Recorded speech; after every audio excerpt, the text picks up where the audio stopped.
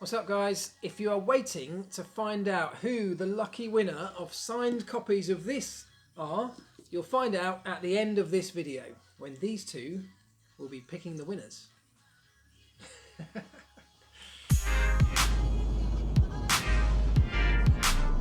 Hello again, everybody. Busy day today. In fact, busy week. Busy week in the Priestley household. Both of my teenagers have got exams, so Leo is heavily into his GCSEs now. Send him some positivity. He's doing very well, and I'm really impressed with the way he's handling the pressure so far, so well done, Leo. Lexi, my eldest, is about to embark on her A-levels. My wife has got a big antiques fair this week, which I'm helping her get ready for. She's also reopening the shop at the weekend after a period of closure. And of course for me it's the Berlin E-Prix. I'll be back doing commentary this weekend for that, which I'm really looking forward to because I've missed the last couple of Formula E rounds, and as you well know, I'm a huge Formula E fan, and my F1 commitments recently have kind of detached me slightly from it, so I'm really excited to get back into that. Lots to look forward to with that. Today I'm off to my wife's little interiors shop to help. I'm going to paint the inside of it for her. Just so that to give her a hand to get ready for the reopening on Sunday. But there is lots of Formula One stuff bubbling away in the background, politically and technically, and so I thought today I'd get into a little bit of some of those items that have cropped up on my radar from Barcelona at the weekend.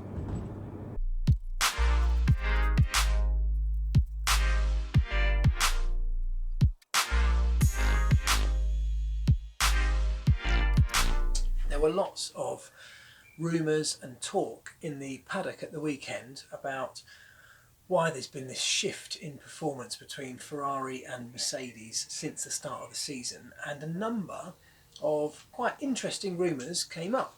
Now, I don't normally like to comment on rumours and absolute rife speculation, but this has now been reported in the mainstream media, and I spoke to a number of people over the weekend who kind of backed this up.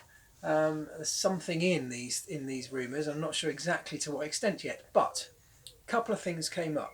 One of those is why Mercedes suddenly lost a bit of performance in the first part of the season, so from Australia for the first few races.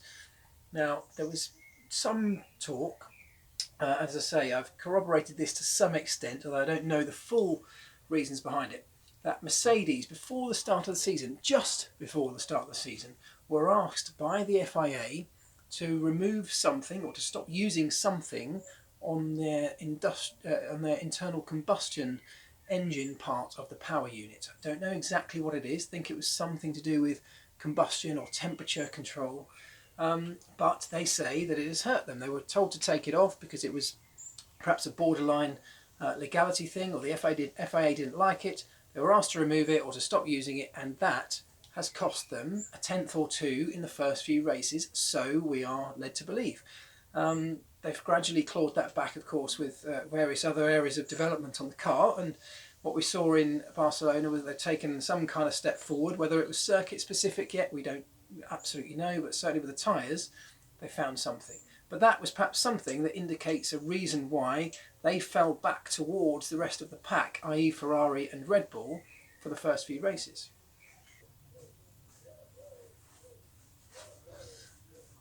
Now, with regards to that Mercedes rumour, I must just say it is still just a rumour. We actually asked Toto Wolff about it specifically at the weekend, and he went to some lengths to deny that there was any truth in that rumour. We've got to take that, I guess, on face value, but a number of people around the paddock are suggesting otherwise. Now, the other one that's quite interesting is centres around Ferrari. Now, Ferrari were asked in Baku by the FIA to give some explanation and some clarification to exactly how certain parts of their ERS system worked. That's not entirely unusual. The FIA do that on a semi-regular basis. They're quite within their rights to go to a team and ask for a full explanation or some sort of detailed explanation of exactly how a certain part works or how a system works or exactly what something is that's on the car. That's can be quite normal.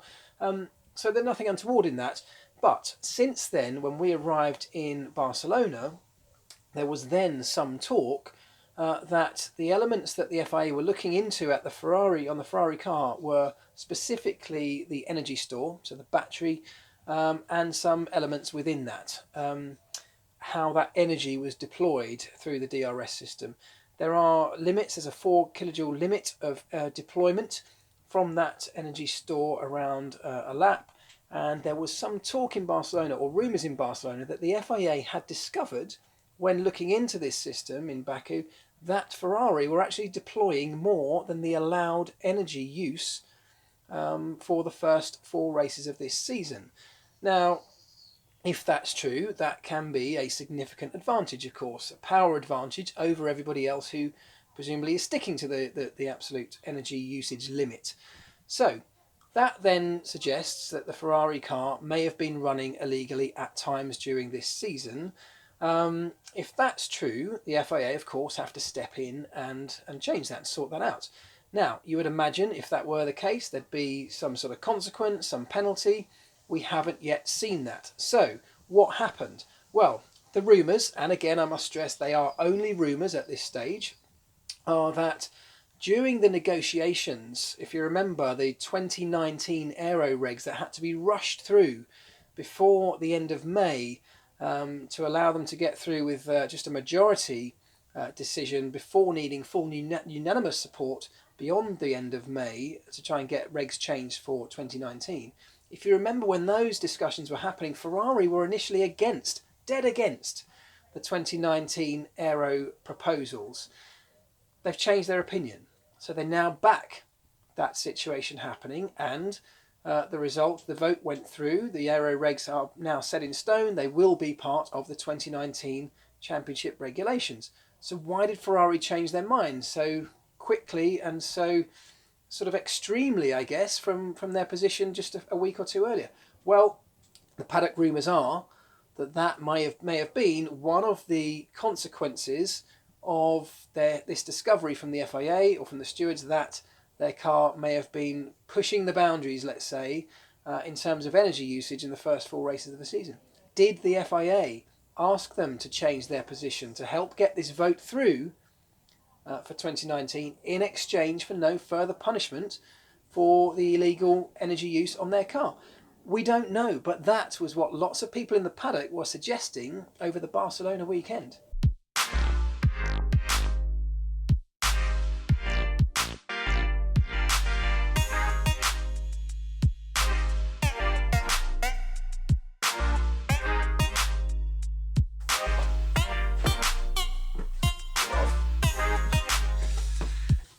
The other one that I thought was mildly interesting at the weekend was talk of pressure, people under pressure at certain teams. One of those, sorry, wasp, go away. One of those, perhaps understandably, was Eric Boullier. There's been talk of from some time now that Eric Boullier is under considerable pressure at McLaren to turn things around. Pressure that's been put on him by the executive board, the Bahrainis and Mansour Ojei. That's perhaps understandable given their results. There was some talk of a time frame being put onto that, after which presumably heads will start to roll, potentially even his. And so he's obviously feeling the pressure. To add to that pressure, I just wonder, at the weekend you may well have seen on the TV screens ex-McLaren team principal Martin Whitmarsh in the garage as a guest of Mansour Ojei and the Bahrainis. Now, was he there just as a guest? Was he there just for fun? Was he there having a little look at how things have changed since he last was at the team? Was he there scoping out, at the request of the executive board, whether or not he would consider a return to the sport and a return to the McLaren team? Either way, and we don't know, again, we are just talking about rumours here, either way, that will only increase the pressure that Eric Boullier must be feeling right now. Now, you might have heard at the weekend that Williams have parted company with their long-time chief designer, Ed Wood. Now, you might not find that too surprising given their results over recent times, perhaps.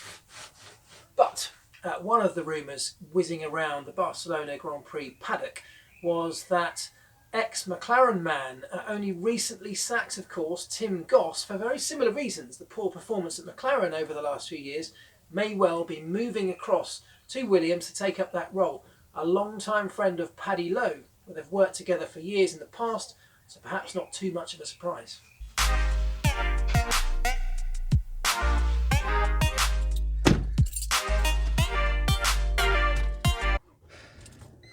Just remembered how much I hate painting.